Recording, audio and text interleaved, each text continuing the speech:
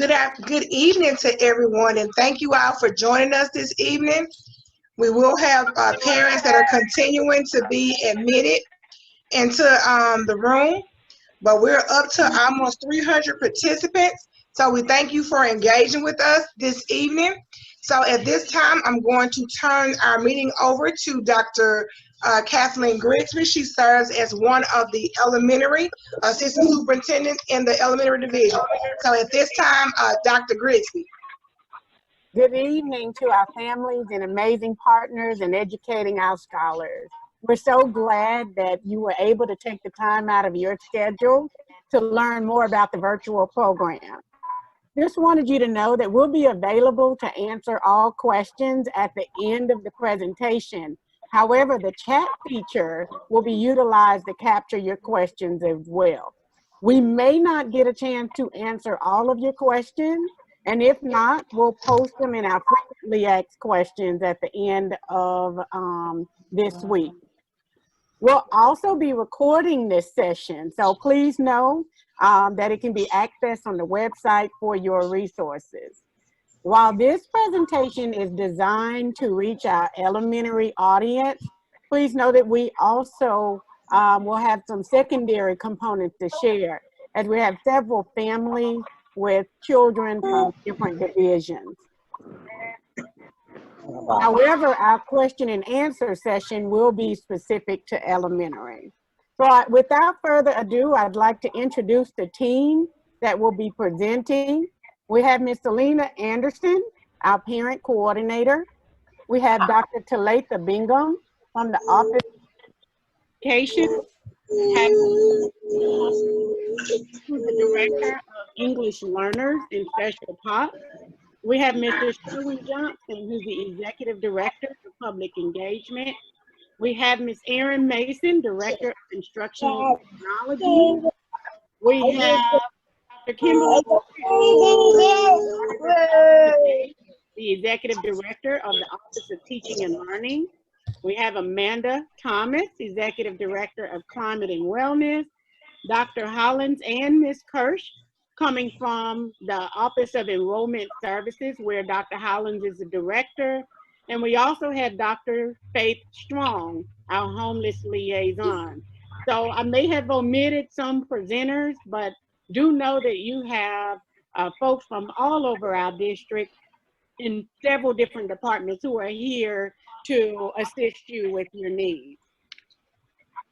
Moving on to the objective of our presentation, our goal today is simply to share some information about the learning environment and the expectations. And we also want to share how our parents, our families can support by providing suggested schedules and resources for you all. Those of you who have been with us for the past year, you know that we recently developed our vision statement. And everything that we're doing today and what we'll be doing this year will be a continuation of the vision statement. And that is that we're preparing our scholars to achieve globally, to contribute locally, and to be fulfilled individually. You'll see our mission. We want to continue to develop world-class learning experiences, and our favorite core values: equity, excellence, growth mindset, relationships, relevance, and positive and respectful cultures. The 2 of the 5 commitments that we're committing to in this process is commitment to innovative teaching and learning, and we have COVID to thank for the whole virtual climate, and joyful learning environments. We want to make sure that even though we're in a virtual setting, our scholars are truly enjoying the learning atmosphere. The agenda for today is that we're going to go over the virtual learning expectations, the virtual learning space, learning management systems, which we'll share more about, the virtual schedule, attendance, special communication, as well as the parenting center and COVID community support. And last but not least, we have our Q&A session at the end. For those of you who are joining us for the first time today, you'll see that we have several sessions this week. We started today at 11 o'clock. We're conducting one now, and we'll continue to do so on tomorrow with high school and on the following day with middle school. So for those of you who want to come back, feel free to do that. And now I'm going to turn it over with virtual learning expectations, code of conduct, Ms. Amanda Thomas, Executive Director of Climate and Wellness. Good afternoon, everyone.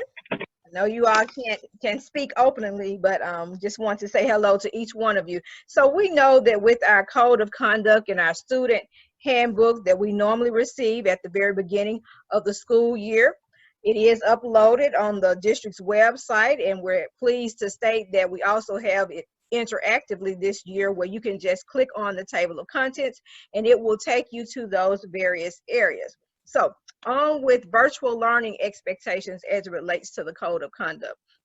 Even though we know that we're going to be in a different space as it relates to virtual this year and not being able to be physically face to face, we want our boys and girls to still engage fully in the academic sessions. What does that mean? We want them to be attentive during their Zoom sessions or their Google Meet or Google Classrooms as they're joining in with their Canvas instruction as well. With maintaining integrity, we want to make sure that there's no copying, that they're not sharing any of their information with their classmates, and that they conduct themselves in an appropriate manner, respecting all the rules and regulations of the school district. And we want to make sure that they understand that security and safety is high, and that any communication in a virtual or remote learning is not private. None of that is private, and it can be shared. So we definitely want them to understand they're under the same district guidelines and regulations as they would be in face-to-face.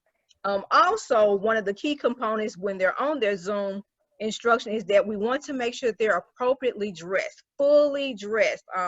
They do not have to wear uniforms, but we do ask that they are fully covered, no bonnets. I said earlier headdress, but not headdress, but necessarily no bonnets on their hair or over their hair, that they're just dressed appropriately.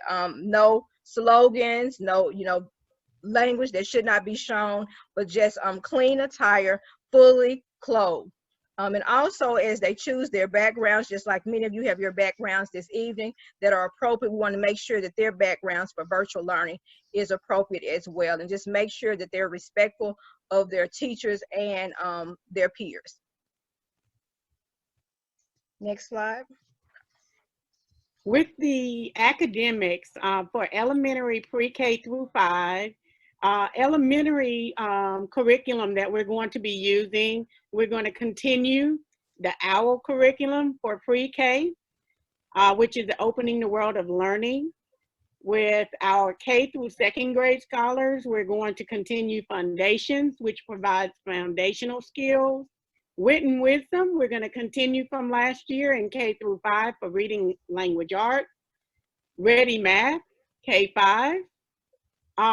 We are also looking at the instructional time guidelines per day, and that the pre-K through 5th grade scholars are going to be engaged for a minimum of 240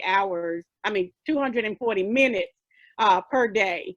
And of course, during the week, our scholars will have opportunity to participate in specials like PE, art, music, counseling, through instructional activities that enhance movement, creativity, as well as social emotional support. So we'll be engaged with social emotional learning in our curriculum as well. For academics on the secondary level, next slide. We're going to be looking at having materials distributed through Canvas. So at the beginning of the week, the teacher is going to have the week's assignment housed in Canvas for students to access. So the instructional guidelines for middle school is required that each subject area provides 50 minutes of work per day. For high schools, it's required that each subject area provides 85 minutes per day. So they'll have physical education, they'll have art and music. The Career Development Center will be developing project-based lessons, as well as the dual credit, dual enrollment courses. They'll follow the instructional guidelines of the college or university. At this time, I'm going to take you back to Dr. Kim Smith, the Executive Director of the Office of Teaching and Learning. Okay, so just real quick, we're going to talk about a little netiquette in our learning environment. And so we have our Zoom expectations led by Dr. Green about being on time, being in a quiet place, being prepared, presentation, muting yourself, participation, chatting responsibly,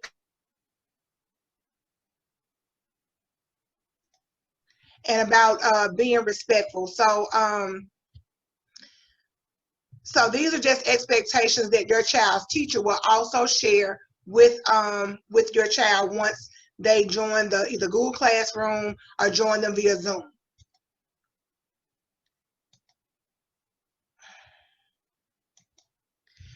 We will, as Dr. Grigsby has talked about, our learning management systems with Google Classroom and Canvas.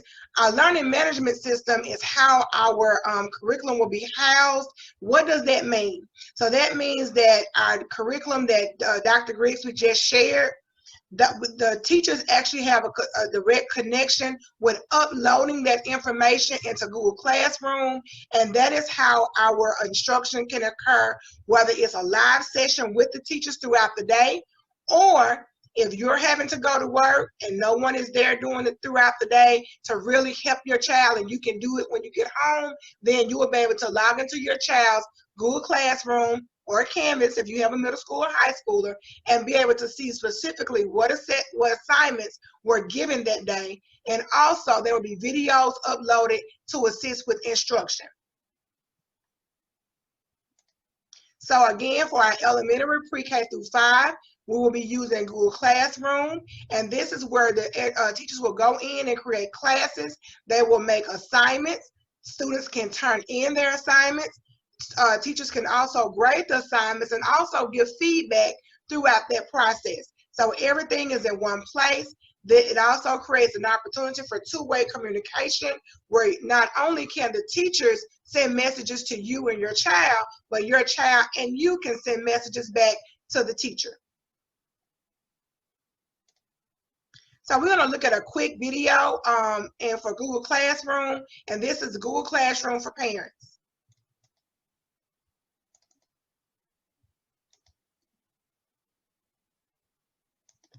If we can, let's see.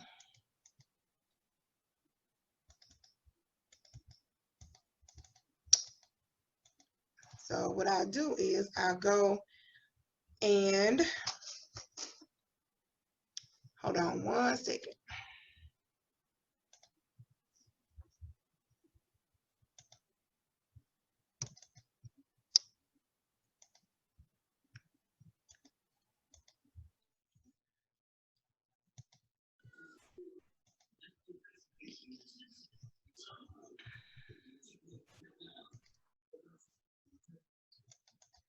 While Dr. Smith is pulling up the Google Classroom presentation, for those of you who have just recently come in, thank you so much for posting your questions in the chat. We will get to those questions, most of them, at the end of this session. And if we see some that we can address immediately while we're on the topic, we will address those. So keep them coming. As we will, if we don't get a chance to get to them tonight, we will definitely post them in the frequently asked questions portion on our website. So thank you all so much for your patience.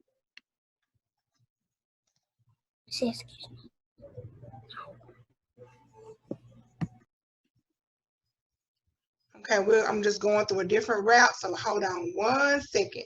I'm almost there.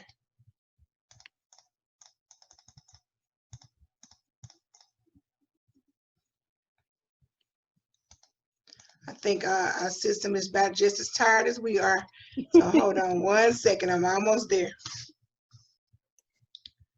All right, so now we're back up.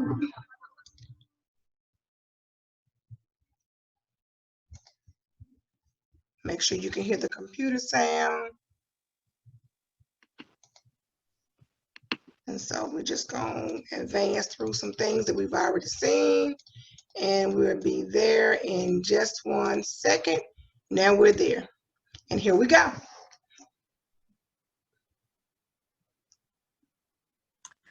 Welcome to Google Classroom.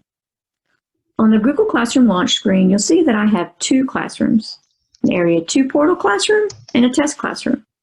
I'm going to enter the test classroom to see what assignments have been given. When my classroom opens, I'm immediately in the classroom stream, where I can see announcements from my teacher, assignments, and notes in date order. If I click on the Classwork tab, I see my assignments ordered in groups. I have a Week 1 group, and I have a Week 2 group. This is where I see what I need to do in my classroom.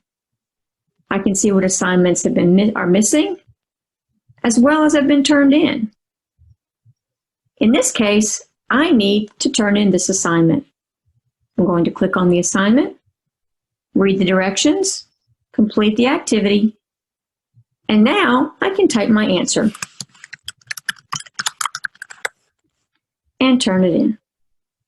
Sometimes all I have to do is type in a sentence.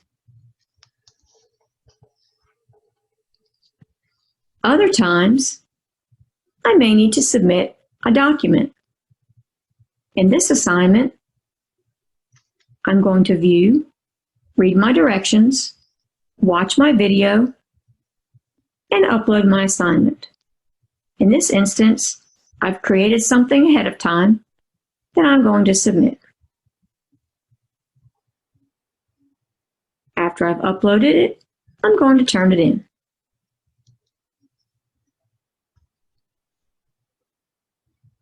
Other times, I may be asked to create a new document as part of my assignment. In this instance, I'm going to click Add or Create, and I'm going to create a document to enter my work.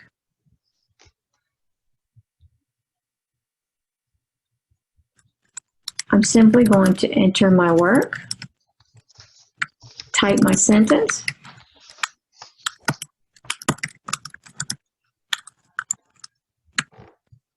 and click Turn In to turn in my assignment.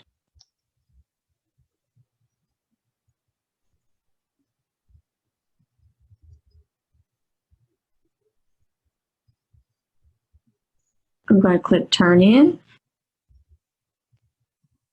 and now I've turned in my work. Once the teacher has graded my work, I'll see a note at the top that says View Your Work. I can see all of the assignments that I have that have been graded, and if there's any comments from the teacher.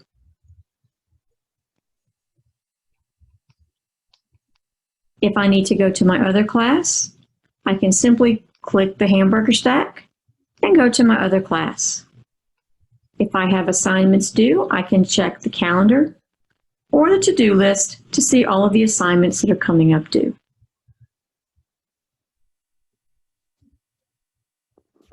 When school starts? As a parent, you can get notifications about your child's work that's been assigned in classroom, as well as things that have been graded. Only the teacher can add you as a guardian in the account, so please contact your child's teacher if you have not received an email to get access. In this case, I've received my email to get classroom email summaries for my child. I have the opportunity to get a weekly email if I accept the task. I'm going to accept the email summaries, and at that point, I can decide how often I want to get them, or if I want to get them at all. You do not have to have a Google email account to get email summaries. However, if you want to change the frequency, you will have to use a Google account. In this instance, I've updated my email, and I'm now a guardian on my child's account. If you have any other questions about the work that your child's been assigned, please reach out to your child's teacher. Thank you and have a great year. Okay, so now we're back. Can everyone see my screen?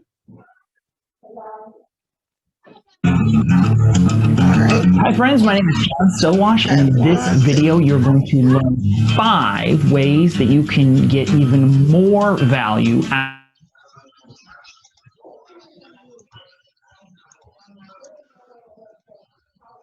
One second. Trying to make sure that we have actually stopped,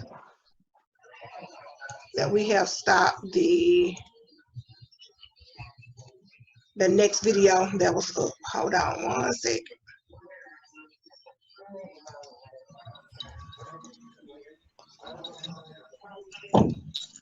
Okay, great.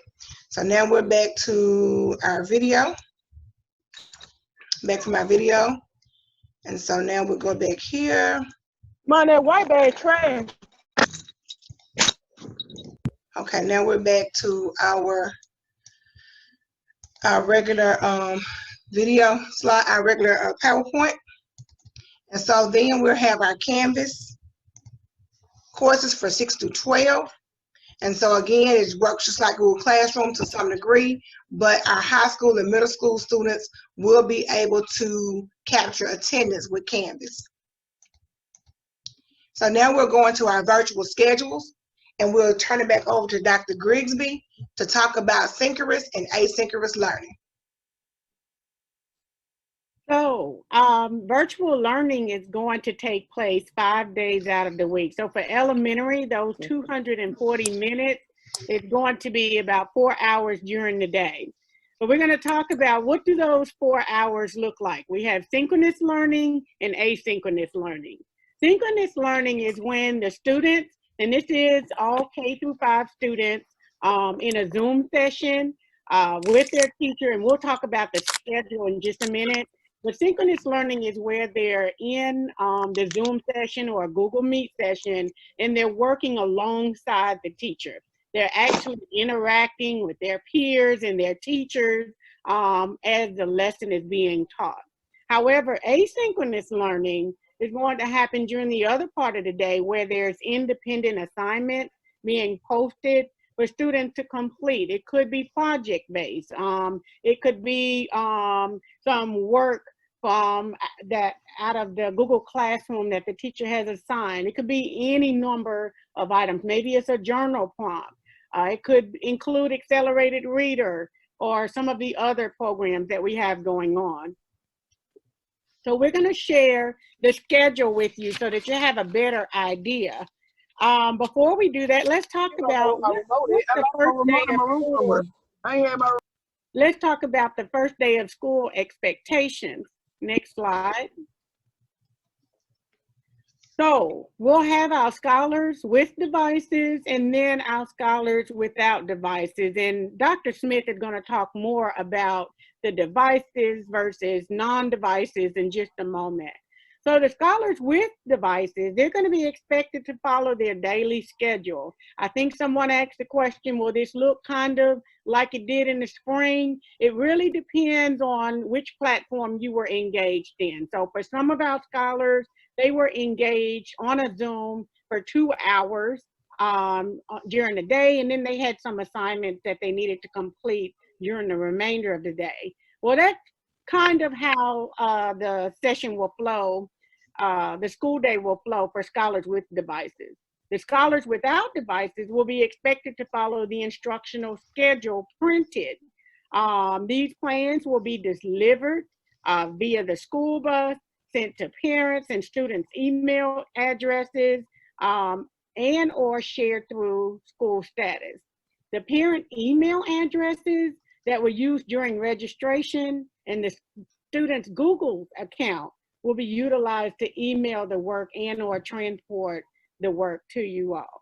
So let's look at the elementary schedule for those scholars with devices. So a typical day for a pre-K through 5th grade scholar is that from 7:30 to 7:45, they're going to log in, get set up into their Zoom room. Teacher will take attendance, check for assignments in the Google Classroom, and then do some housekeeping. What you'll notice is from pre-K through 2nd grade, the scholars are going to immediately start in for a 2-hour Zoom. Pre-K students will get that hour curriculum from 7:45 to 9:45.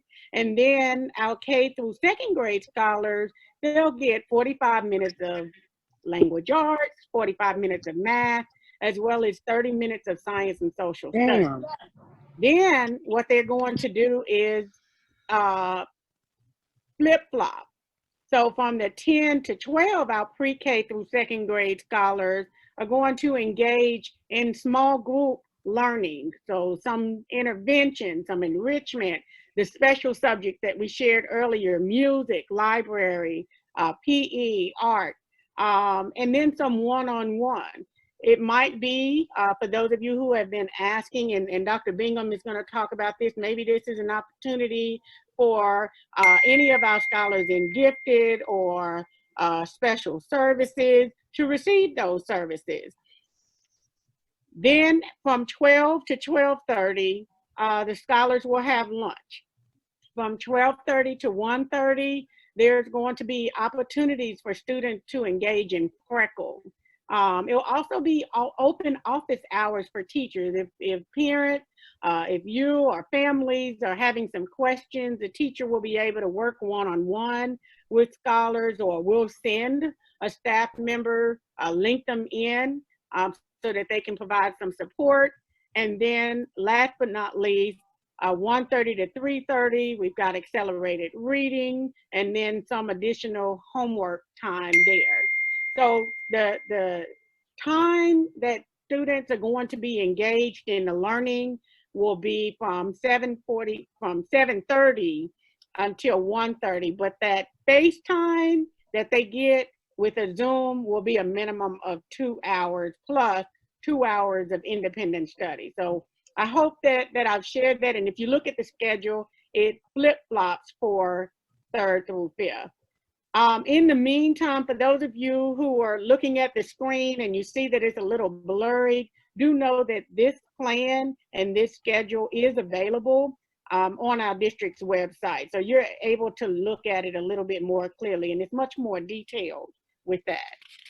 That was the elementary school schedule. Of course, for those of you who are gonna come back or review the virtual plan online, we have the middle school schedule that's structured, developmentally appropriate for our middle school scholars.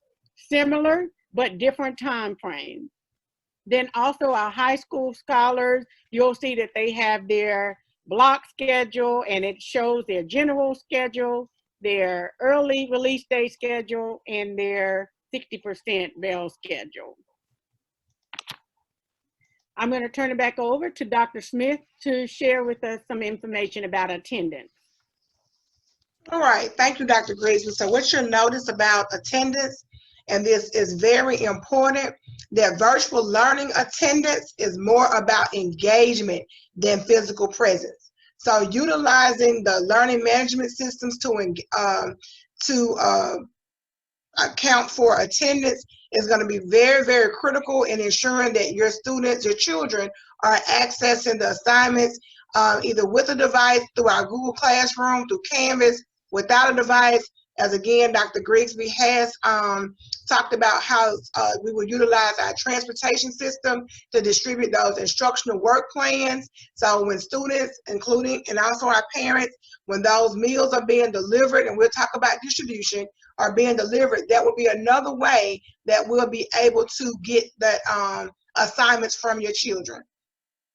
So synchronous online, so of course when they are involved in Zoom classrooms and live instruction, teachers will be able to capture attendance during that time. We also have what we call asynchronous online. So what does that mean? That means that the session is not live, but you are able to engage with the videos and the activities. And so we'll be able to capture attendance with engagement through our learning management systems, and then asynchronous offline.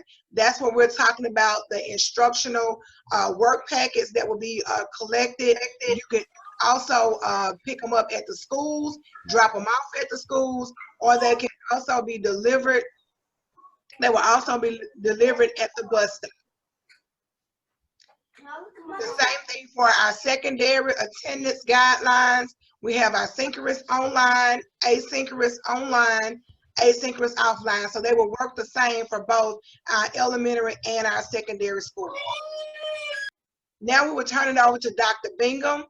And we have Dr. Bingham on the line. She's our executive director for our exceptional ed services. We have Ms. Tiffany Fuller, that is our English language director. And we also have Dr. Strong, that works with our homeless students and serves as the homeless liaison. So at this time, I will turn it over to Dr. Bingham. Good evening. JPS is committed to providing equitable education for all students, and we will provide the following guidelines for the students listed below, which are our students with disabilities who currently have IEPs or individualized education programs, our scholars with 504 plans, or our at-risk students. This also includes English language learners, Open Doors, which is for our intellectually gifted students, and our students in housing transition or special program schools. Next slide. At all levels of instruction, if a student receives special services, the classroom teacher and the related service provider will determine what accommodations are needed for that student to be successful. All teachers will take responsibility for follow-up and check-in with these students. Next slide.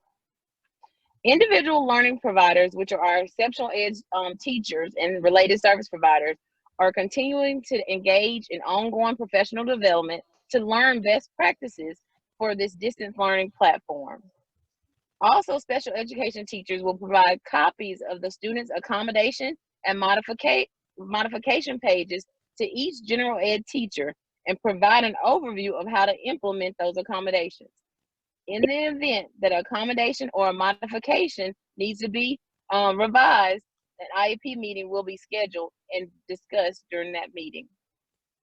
Special ed teachers will provide instructional opportunities utilizing online or web-based programs that are most appropriate for each individual student. Special ed teachers, teacher assistants, and related service providers, which are our OTs or occupational therapists, our physical therapists, our speech language pathologists, and our behavior specialists, will make direct contact with students and or their parents as it is designed in their individualized education program. Special education teachers will also provide hard copies of instructional materials via mail or through the bus drop-off system to your home address. Special education teachers will also identify additional learning programs and or resources so that that student will be successful in the remote learning environment. Next slide. Next slide. Oh, scholars with 504 plans, all students who have an active 504 will be provided their accommodations by their general ed teacher. Teachers will be provided instructional opportunities utilizing online and web-based programs that were previously being used by the 504 student during last school year. Teachers also will provide hard copies of the educational activities and or technology devices if used prior to the school closure for the students to engage in in-home or at-home learning. They will be delivered either through the mail or through our bus drop-off system.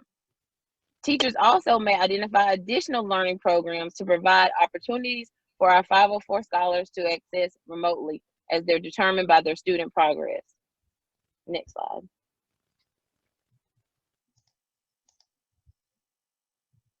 Gifted education, which is our open doors for our intellectually gifted scholars, will engage in ongoing, the teachers will engage in ongoing professional development to instruct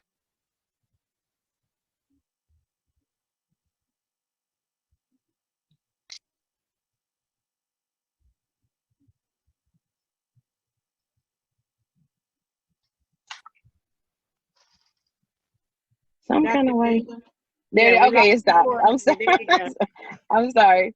Okay, what I was saying was that gifted education teachers will continue to engage in professional development to find best practices for a virtual learning platform. The teacher will also provide exploratory activities that spark student engagement by utilizing online and web-based programs that accommodate student learning needs. Gifted education teachers will also collaborate virtually with their grade level and content area teachers to identify additional learning opportunities for the students to access remotely.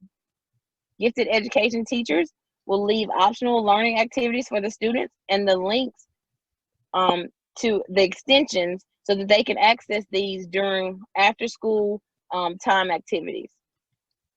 Gifted education teachers will assist with social emotional development by providing opportunities for the students to engage in group activities and interact during their gifted time. Gifted education teachers will also provide hard copies of educational activities for students via our delivery service or through the mail.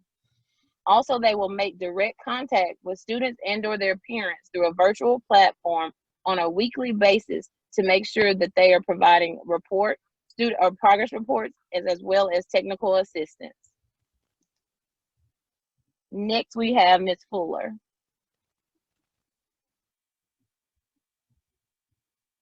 I called by your student.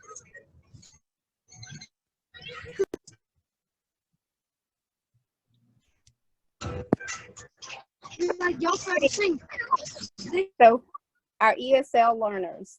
Our ESL learners will receive instruction from their EL teacher and their general education teacher.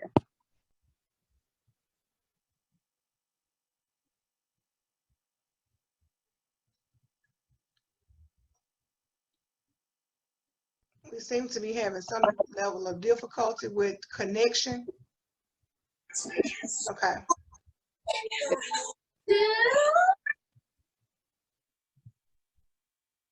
Okay, we see you, Miss Fuller. Try to, yes.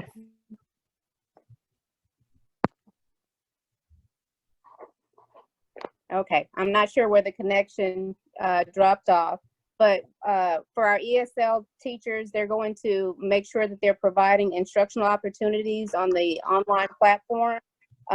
They will also be collaborating with the general education teacher. Our ESL teachers will also make direct contact with parents and students bi-weekly to ensure that growing and their needs are met virtually. Next slide.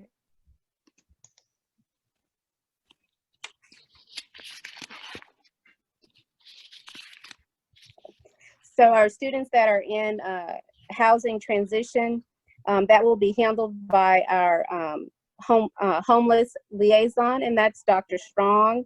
She will ensure that she's making bi-weekly contact with those students and making sure that their needs are being met, whether it's food or shelter. She's going to be identifying those needs. Also, those students that are in housing transition, our homeless liaison will ensure that they are accessing that virtual platform and also making contact with them to make sure that they are able to progress while in that transition. Next slide. So for those students that are in special programs, with special programs such as the APAC program or the Arts Access Early College, High School, and the IB program, those programs will still continue and those services will still be offered, but they will be offered through a virtual platform. So now we will have Mr. Sherwin Johnson to talk about our communication piece. Thank you, Dr. Smith. Good evening, everyone. First, I would like to just go over all of the forms of communications that we have, and then I'll speak briefly about each individual platform. So Jackson Public Schools use several different platforms to communicate with our parents and stakeholders. Our first form of communication is our website. Another platform we use is called Active Parent. We have a digital newsletter called the Key Communicator. We have an automated phone messaging system, which is called Blackboard Connect. We have a school-based parent, school-to-parent communication platform called SchoolStatus. We frequently use emails. We are on social media. We have some social media platforms on Facebook and Twitter and YouTube. And we also use Comcast cable channels 18 and 19. So let me begin with our website. Now, our website is a communications hub. We publicize news, announcements, and upcoming events from the JPS homepage. Last fall, we transformed our website to be more responsive to our audience. The platform allows us to easily share content with schools, and we empower our school web managers as well to update information on individual school sites. Right now, you can see our homepage. Thank you, Dr. Smith, for pulling that up. One of the big items right now is our virtual learning plan, which we've been talking about here. So our actual address for the web page is www.jackson.k12.ms.us. This isn't the official source for all the information associated with Jackson Public Schools. Let me repeat that. This is your official source for information related to all pertinent information regarding Jackson Public Schools. That is not the television stations. That's not what you might hear on the radio or what you might hear on someone's Facebook page. If you want to know what's going on in JPS, this is your the source that you should look to. As we're on our our home page, Dr. Smith, if you would scroll down, I like to show where we feature our news section. So right there on the news and features, that's where we publicize different things that are going on within the district. There you'll see various articles that we've published. There's the virtual learning plan, and you have our decision regarding sports and extracurricular activities in the fall. We talk about the announcement related to virtual only instruction, and we're showcasing a donation made by an NFL player to Jim Hill High School. If you go down and you click more right there, okay, so that will open up a space. Well, if you look to the right of the screen, that archives all of the articles that we have published by month. So if so you can go back and review those. There's something that you missed, or there's something that was featured in a previous month, that's the source that you go to. If you'll go back to the previous page, Dr. Smith, right there, upcoming events. This is where you can find everything that's going on in JPS that's coming up. Usually we post the next 4 or 5 days. As you can see, we have information about virtual learning activities that we have going on, the events that we're participating in right now, our board meeting. This is where you go to find out what's going on at JPS. So I just wanted to take an opportunity to share that with you. And if you go up all the way to the top, I want to show them where the calendar is for the district. So at that very top, next to, right there. If you click that link, it takes you to the district calendar. Okay, you can, and that gives you an opportunity to see what's going on particular days. You can go throughout the entire month. And if you go right up to the top there, 2021 by district calendar at a glance, I would encourage you to print that out, put it on your refrigerator or on a high visibility location within your home, because that lets you know everything that's coming up in Jackson Public Schools. And anytime we make changes to it, we always send out an announcement through our other platforms that I'm going to talk about shortly. Thank you, Dr. Smith. Okay, so now I will continue to introduce you to our other platforms. As I mentioned, Active Parent. So Active Parent is a web-based application that parents can use to keep track of students' records, attendance, behavior, and grades. Okay, now JPS parents with more than one scholar in the district can access records for all of them through one account.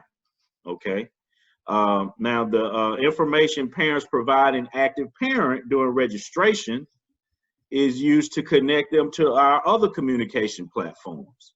So it's extremely important that you provide the correct information when you register. Okay, that means the correct phone number and your correct email address. If at any time that changes during the school year, you must let your school know, because that's how you're going to continue to get information from the school and the district. So if you change your phone number, if you change your email address, please let us know so that we can make sure that you can continue to get the information that you need to be receiving. We also use the Key Communicator. The Key Communicator is an electronic newsletter. You can subscribe to it by going on our webpage, and you can just type in Key Communicator. It'll take you right to that page where you can register and subscribe to the newsletter. Now, each newsletter includes announcements about important upcoming events, recognition of accomplishments of our students and employees, as well as just general news about the district. So, and we generally publish that about once a month, and it's very robust and comprehensive. So please subscribe to the Key Communicator. Our next platform is called Blackboard Connect. Some people call them robocalls. You might you may be very well familiar with them, and so our job is to over communicate. I'd rather send you a bunch of calls that you know something than you not to get it at all. And so sometimes let me explain what it is. It's a parent notification system. It's an automated phone system that we use to notify you of different things that are going on within the schools and district. Our central office administrators and schools use this system to send personalized messages to parents on their home phones and mobile devices. You will periodically receive messages about the parent-teacher conferences or whatever else might be going on in the district. So again, I want to stress it's very important that we have the correct contact information for you so that you can receive reminder phone calls about events like we're hosting here tonight. And it's also used for attendance verification. When we're in school, inside buildings, it's used to notify parents that their children are not in school. And it will also be utilized during our virtual learning session, learning opportunities, if we discover that our scholars are not present for their lessons. Our next platform is called SchoolStatus, okay?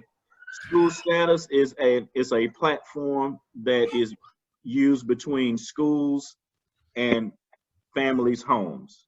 It enables parents and teachers to communicate one-on-one with one another. Teachers can send text messages directly to parents' phones. There are no required apps or portals for parents to download. Leave her alone. Get your ass. Or manage this platform. Emails and text messages can be translated in multiple languages. And research shows that students with engaged families perform better in school. The SchoolStatus communication platform is an easy to use tool, and I believe it's a requirement of each one of our schools. And it really helps our educators communicate successfully with their stakeholders with the school. And I also want to mention that in this past school year, JPS was awarded 10 Chromebooks for outstanding parent engagement through the use of SchoolStatus. So we have some of our schools really stepping up and using this platform in an effective way. Another tool we use is email. Everyone here knows what an email is, but we just want to basically lift up that please make sure that your email address is correct with the school and with the district. We rely heavily on, it helps us to be able to send information and is delivered appropriately. So just make sure if you're not receiving information and you're finding out things from other parents within the school and you're wondering why you don't know about it, that's one of the things you can do. Make sure that, you know, we have your correct email address. Yes, we're social. We're currently on Facebook and Twitter. We have been for quite some time now. It's a very effective platform for us. You can find us on Facebook by searching Jackson Public Schools with no spaces. And so please, if you're not, if you haven't liked us, please like us and turn on your notifications, because just about everything we put on the website, we put on Facebook. It's part of our regular routine because we want to be able to touch our parents where they are. Everyone doesn't go to the website. Everyone doesn't use Facebook. Everyone doesn't use Twitter.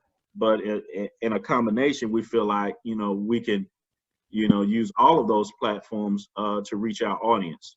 On Twitter, our handle is @, JPS District. So you can also, like I said, you can also follow us on Twitter. We also have a YouTube page. A lot of the content that's was in our virtual learning plan, being that we are going to be all virtual, we're going to be relying heavily on our instructional television department to produce videos of lessons that we can make available online. And you can find that on our YouTube page. We have an enormous amount of content on there. All of our board meetings are there. This meeting here is being recorded and it will be posted there as well. That address for our YouTube page is www.youtube.com/JPSITV. And most of the content is produced in-house by our instructional television staff. And one other item I'll mention that we use is if you're a Comcast subscriber, Comcast channels 18 and 19, the videos that we have on our YouTube page, we also utilize the platforms provided and available to us on Comcast. And we're also going to be heavily pushing content on that platform. I know everyone doesn't subscribe to Comcast. Many people have other platforms, but those that do can utilize Comcast and or our YouTube pages. And that concludes my presentation regarding our communications. I will provide you with my email address in the chat. So following this meeting, if you have any questions associated specifically regarding communication, feel free to email me directly. Thank you. Thank you, Mr. Johnson. At this time, we do have our wonderful superintendent that is online with us today. And so at this time, I would like to yield the floor to Dr. Green. Would you share any afternoon or evening greetings with us, Dr. Green? Evening, everyone. I'm so glad that I could get some time with you just to say hello greet you. Thank you so much for joining the team here. You've got all the smart people. As I look around this checkerboard of faces of team members, you got all the smart people on the call here. And so I see that folks have been answering several of your questions, and you can continue to chat, and I really appreciate you all fielding those questions in the chat. As I said, I don't want to take much of your time because I want to make sure that you've got time to talk about the actual plan and some of the resources that we have available for you. The team has worked really, really hard to very quickly pivot and to be able to create a system and a process and a lot of resources just to kind of align us and ensure that nobody's left behind, that everyone has what they need. So there are lots of, one thing that I do want to talk about, actually two things. I hope everyone has been watching the news and you saw that the governor put out a new executive order. Was that yesterday? Geez, yesterday. And so we're working with the Mississippi Department of Education and the governor's office to fully understand what that means for us and to adjust our calendar as we need to, if we need to. Looks like we will need to, but we'll be able to do that as quickly as possible. And we'll put that information out to you on our website for sure, as well as on our social media. I will say, as much as I appreciate that you're asking questions here, there are several people, several of the questions that you've asked here have been, we've tried to address them previously on our social media, on our website, and at board meetings. So we absolutely want to make sure that we're hearing from you how to best get information to you. So if you've got some additional ideas as to how we can get information out to you all consistently, then we need to hear that, because we want to make sure that the things that we have made decisions on and the things that we do have clarity on, that you have access to it. So if you've got some ideas about that, go ahead and shoot those out on the chat, and folks will be watching for that as well. Last thing I want to say with regard to, and I know this was one of the questions that was asked earlier with regard to devices. We are blessed to already have actually quite a number of devices. Now, we don't have enough for every scholar to have their own, but we've got quite a number of devices already in our inventory.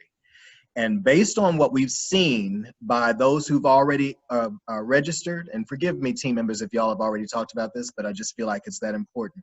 But based on what we've already seen from those who've registered and indicated that they need a device, it looks like, and we believe we will have enough devices so that every household in all of JPS, so that every household, based on what you have already and what we have in our inventory, that we will be able to ensure that every household has at least one device for scholars to get on and to do their work electronically, digitally.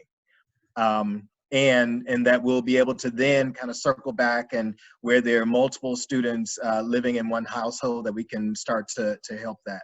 We will, by the end of this calendar year, we will have a device for every scholar. You heard it here first.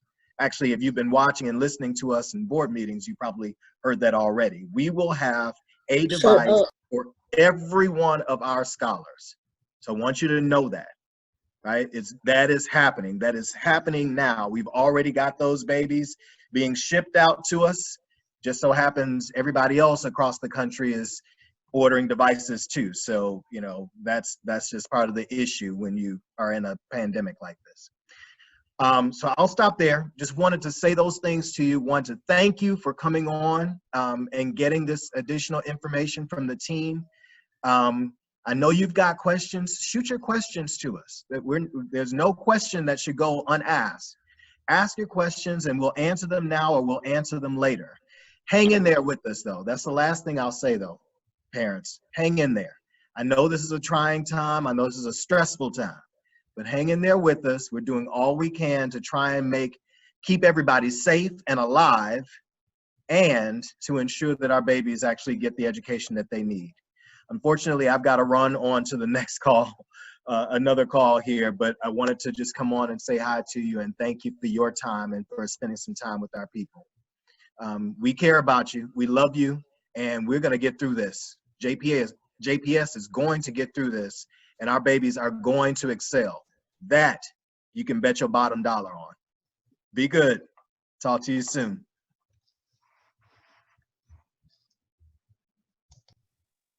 Thank you, Dr. Green, for those warm words. And actually, that is our next slide, is about distribution. And so about registration. And so we really, really, really need, if you have not registered your child, please make sure you register your child for school. Registration is not for, you're not registering for a device, you are registering for school. Just like you go to the doctor each year, when the new year comes in, you have to update your medical records at the doctor. That is the purpose of registration. That is a state mandate that we have annual registration. So please make sure, please make sure that you go ahead, register your child. Again, Dr. Green has spoken about devices, and so the distribution of those devices, you will be getting information from your child's school as it relates to when and the time and where to pick up. You will be picking up from your child's school. You will get that information specifically from your child's school. Please be reminded that teachers' first day back on contract was today. And so I do see a lot of questions about when will we meet our teacher and those types of things. When is open house? Dr. Grigsby can answer that. However, a lot of the information as it relates specifically to your teacher, Zoom links, Google Class codes, you will get that information from your school. So give us a couple of days. Like I said, the teachers just got back today, so they will be in communication with you. Dr. Grigsby, if you would like to share the open house information. Absolutely. So the open house for elementary, for pre-K through first grade scholars, you all will receive a link and a date from the school for your meeting to be held on Sunday, August 9th. For second and third grade scholars, that will be on Monday, August 10th. And for fourth and fifth grade scholars, that will be on Tuesday, August 11th.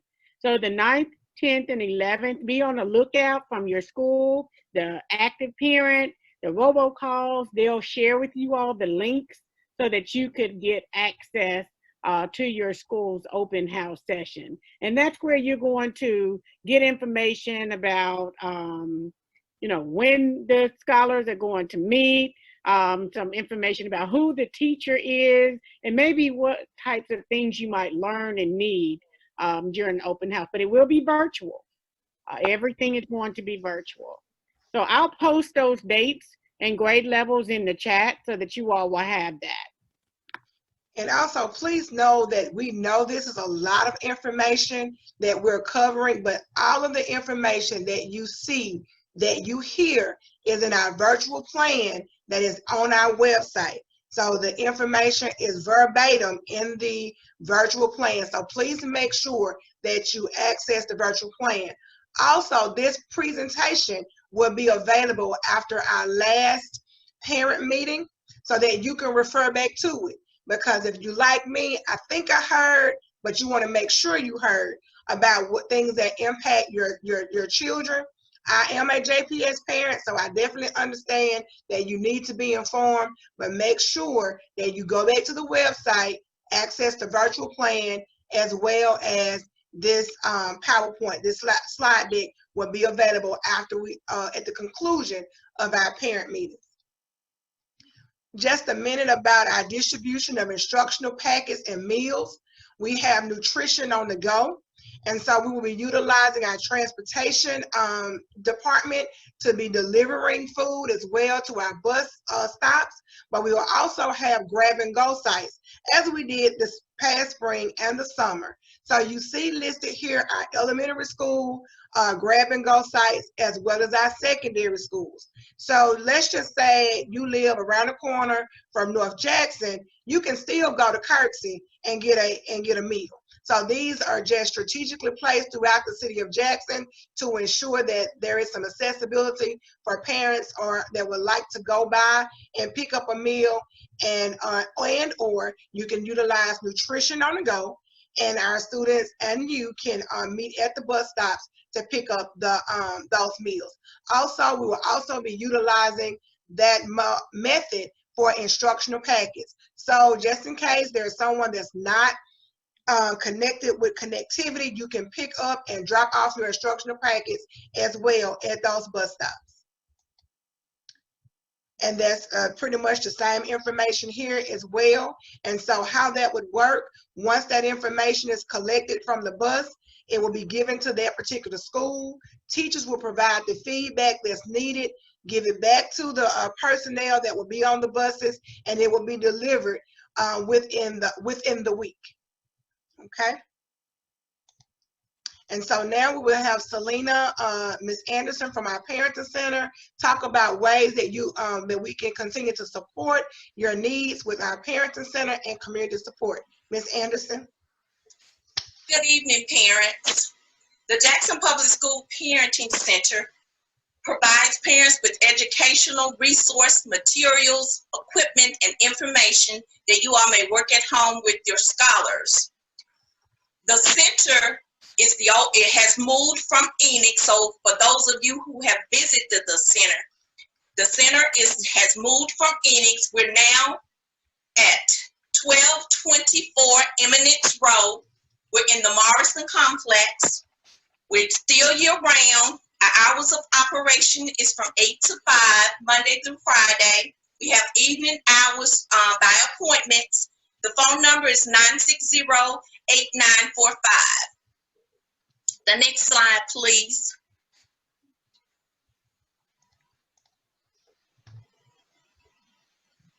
Parent Center resources. The Parent and Family Engagement Center offers the following resources. We have what we call our home study packets. These packets are used to reinforce and support benchmark skills that's taught in the classroom. Parents may obtain a student prescription sheet from the center. You can also get it from the Parent Engagement website. It is to be filled out by your child's teacher, returned to the center. The staff will prepare individual packets based on teacher recommendations. We have what we call our Reading Enrichment Program.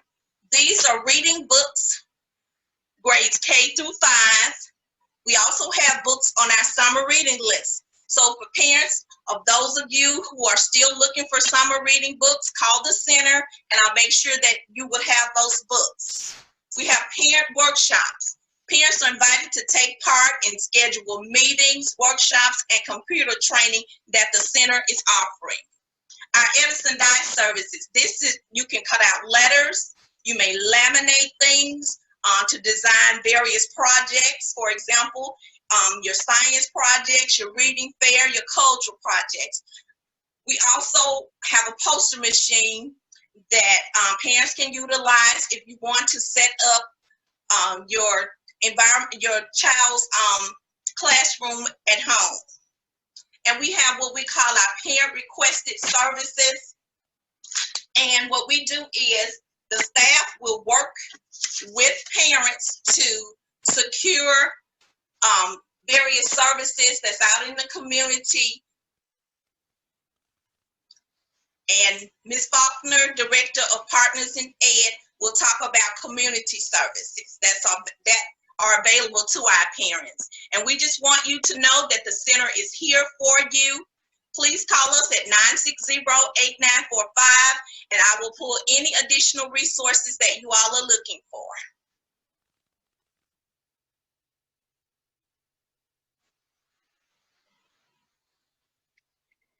Great evening, everyone. Thank you so much, Ms. Anderson. We appreciate the opportunity to share with all of you this evening.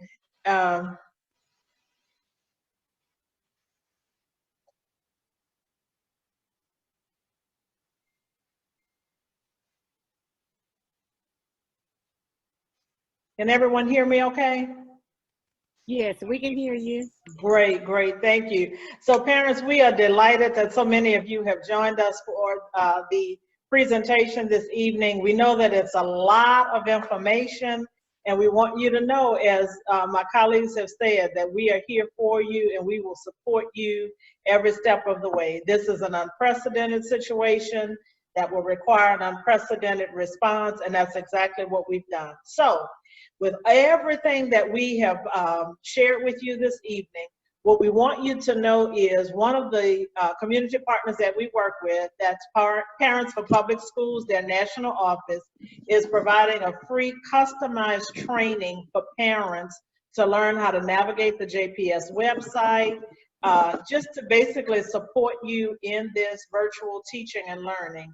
So you will learn how to be more comfortable with Canvas, Google Chrome, Google Classrooms, all of the virtual platforms that will be available for you to support your child in this very different experience. It's just where we are. So if you would, there is a link here that you would complete to register for the class. The class is free, and it will be about an hour and 15 minutes. And again, it is designed so that you, as parents, will increase your working knowledge of technology to support your children's virtual learning experience. It is designed specifically for Jackson Public School parents. So I encourage you to please register at the link that's provided here. We will go ahead and post this link in the chat. So if you want to copy and paste it and go ahead and register, we'll get in contact with you when the session is scheduled, because we're being responsive. We had a date in mind, but based on the conversation we had with parents this morning, we may revisit that date. But go ahead and register, and we will be in touch with you with the date for the training. Listen, hang in there. We're going to get through this together. You are part of the JPS family, and we're going to not only get through this, but we're going to excel through it. So thank you again. You all have a great evening.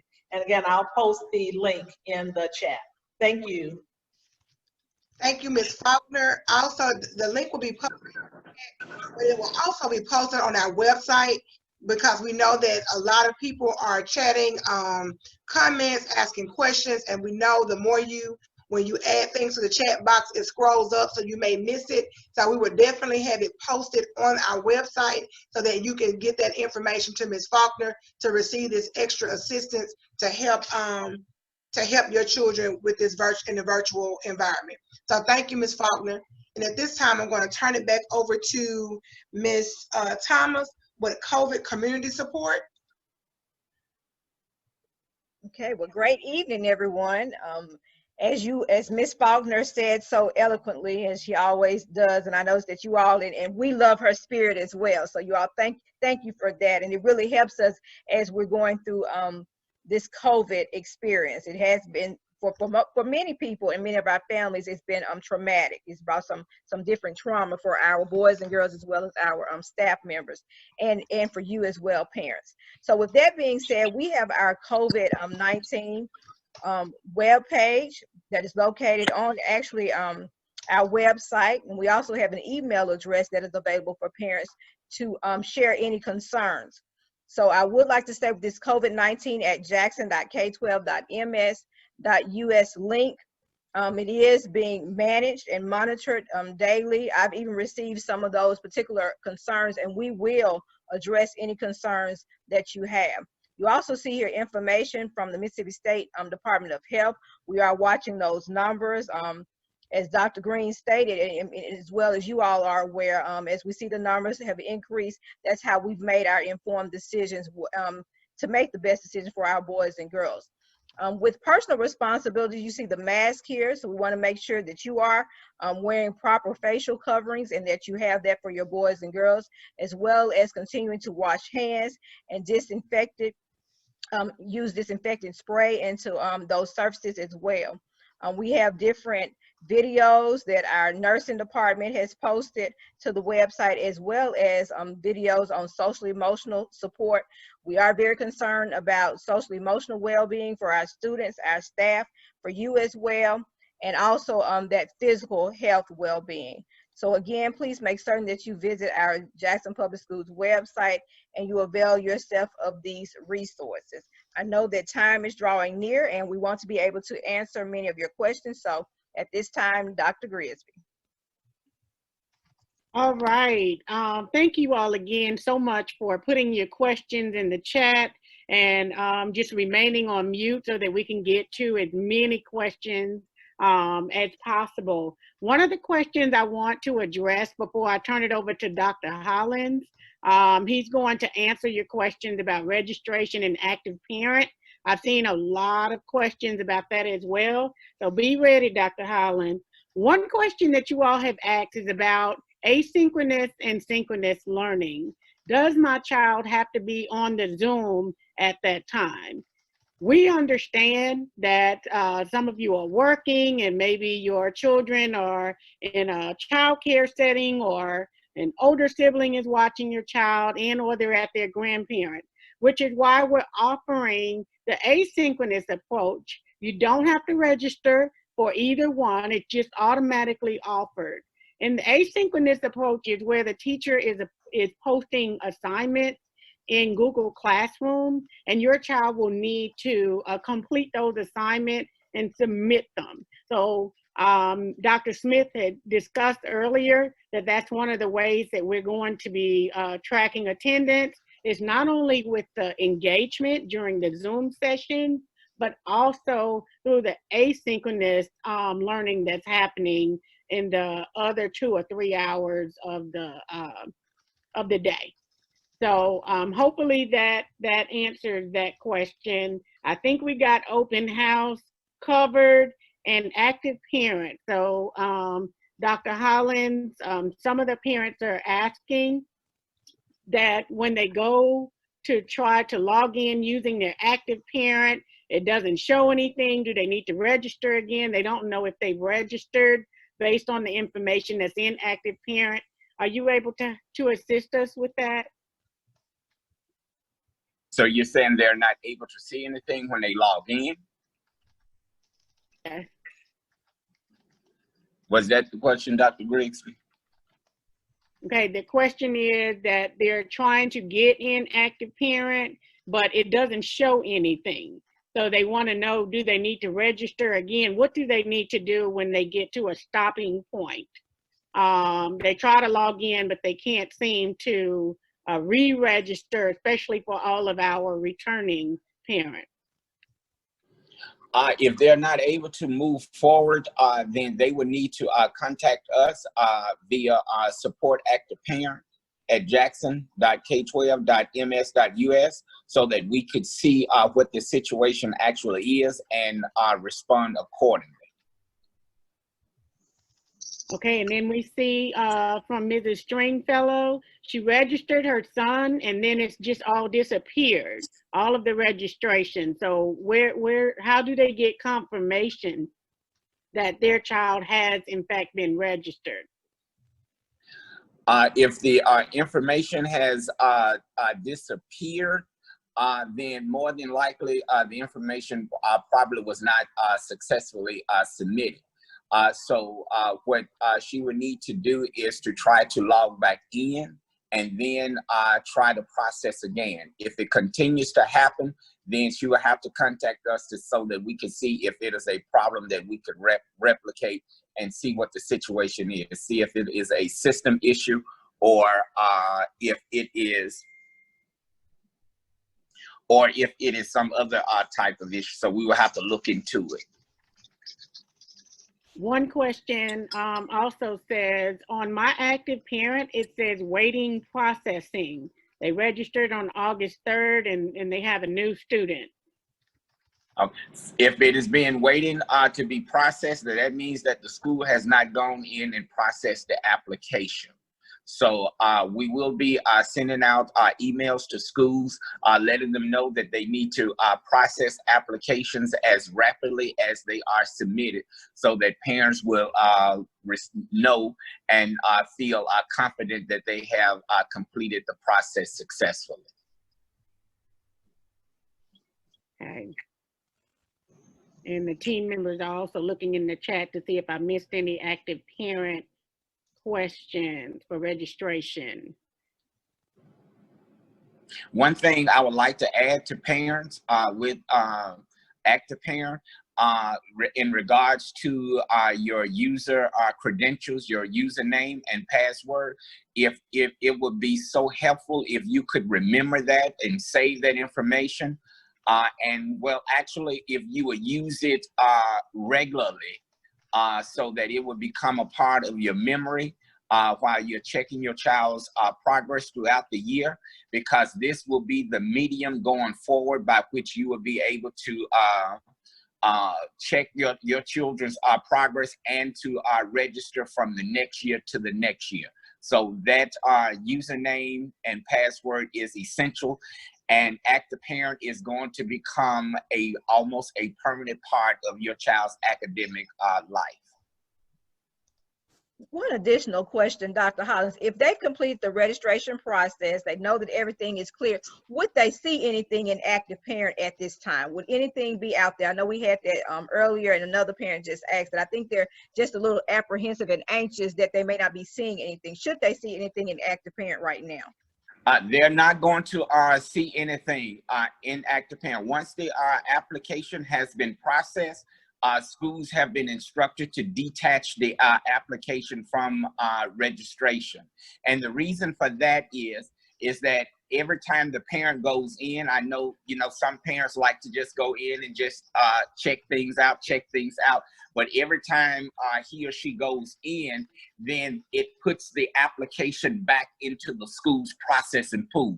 So what we're trying to do this year is to have it such where schools are able to actually monitor more closely those applications in the processing pool, and it will not be of such where they feel like it is not important for them to process the application because they think that parents have gone in and the application has repopulated in the processing pool. So if you go in and you see nothing, that is possibly the reason why. Once we open things up where you will be able to view grades and such, then you will be able to see that information. But you will no longer be able to see information on the registration side. So if there's additional information or updates that you would need to update information, as Mr. Johnson has spoken of or referenced in his presentation, then you would need to contact your child's school to update so that the school can go in and update that information on your behalf. Dr. Hollins. Yes. There is another question about a 121 form. Mr. Brown asked, he said, I still have to submit my child's 121 form for 7th grade. Can he upload that to Active Parent? If he has not completed registration, he can. However, he can go in if he has submitted the application, and he can go and try to get in. That means that the application had not been processed, and he will have the opportunity to go in and upload that information under the medical option. However, if the school has processed it and detached it from registration, then he would not be able to upload. So he will have to make sure that he get that information directly to the school. Okay. And then this may be the last one. This parent saying that someone sent something, and so it kind of threw me off. She said, I registered, this is Miss Sharonda. She said, I registered my kids before school was out. At that time, there was no question about the internet service. So does she need to redo her registration? But at this time, we are all virtual. So that would not, unless you just need to update with the internet service. So Dr. Hollins, is that option still available? She would not. There would not be any need for her to go back in and register, especially being that we are fully virtual. She can reach out to the school, and the school can receive that information via phone or via email. Okay. They're asking about the district-to-district transfers. What about the children who are out of district? Do we have to still wait on approval? What's the status of that? They can, if they are returning students, they can go on and submit the application. However, the application should not be processed until the school receives that district-to-district transfer letter from our office. And if parents have not completed that process, they definitely need to complete the necessary paperwork with their home school district so that they can be released by their school board, and then so that we can submit it for approval to our school board.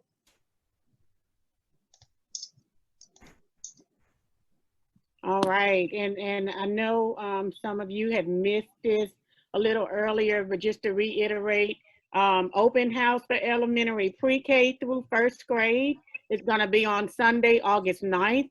Your school will reach out to you, or you may reach out to them to find out the specific times that the session will happen. Second through third grade is Monday, August 10th, and fourth and fifth grade is Tuesday, August 11th. So again, those specific time frames will come from the school. And with that, I'm going to hand you back over to the lovely Dr. Smith to close us out. And again, just keep in mind that we'll keep all of our frequently asked questions on the list to have for you all to read through. Thank you, Dr. Grigsby. And also thank you, parents. We really appreciate your engagement on this evening. With the conclusion of this meeting, we would have touched over 800 parents on today.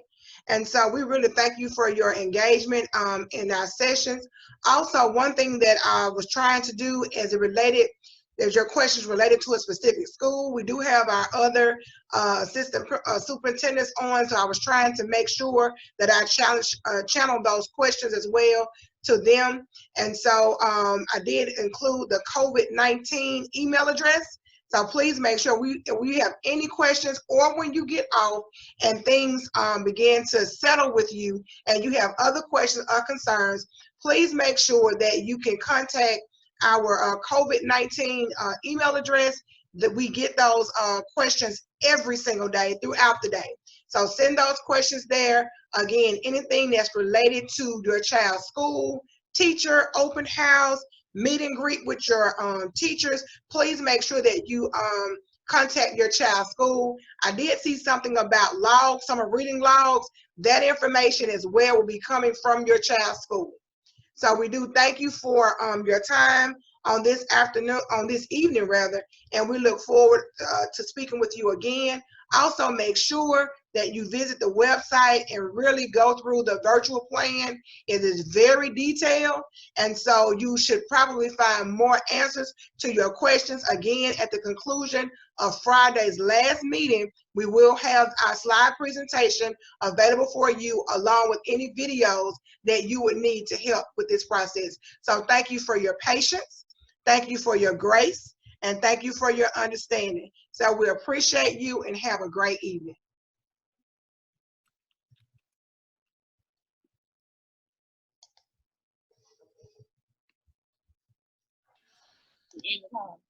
Hey, quick question. Your microphone unmuted. Hello? I see you, Mr. Clifton. I was concerned about the curriculum. Like, are y'all gonna change that from stop, baby. From from Common Core to like basic math, so we can teach our kids 1 + 1. So, Mr. Clifton, there are some things that you can do at home with your child, but our curriculum must follow the Mississippi College and Career Readiness Standards, and the materials have to be aligned to those standards in order for us to be in compliance with our school district. But basic math and things of that sort, you can work with your child with that at home. Okay, I was just concerned because it'll be kind of difficult coming from a whole 8-hour work day or 12-hour work shift or whatever, trying to teach your kids something that you don't even know. So, like, how we supposed to make that work? we'll be working with you all again in this same type of setting, and I promise you, we do understand your concern and assistance with that. We will have videos posted in those platforms that we talked about earlier to be able to assist with that. But again, reach out to your child's school for assistance, and if not, we do have our parenting center that could also assist with that. Thank you. You're welcome.